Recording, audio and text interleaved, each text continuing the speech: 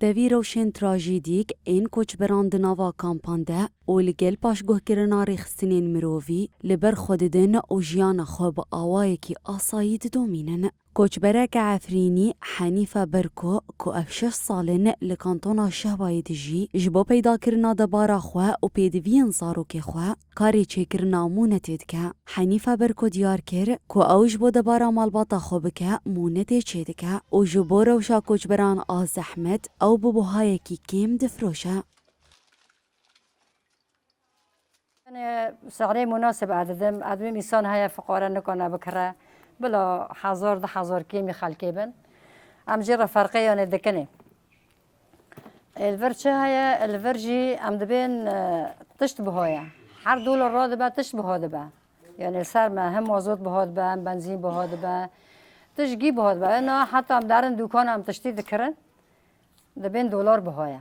يعني دو بيل ددنما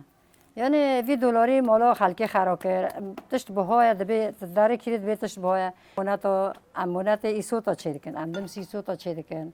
نها وقت مقدوس چيكرن وقت ملوخي ام حشك دكن ملوخي جي بهايا يسال برگا يعني اوفته اوفدان يعني موضوع تنه ملوخي جي بهاويه.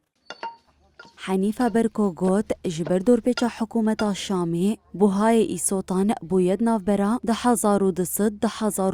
لیرین سوری و او یک جیباری وان گرانتر دکه.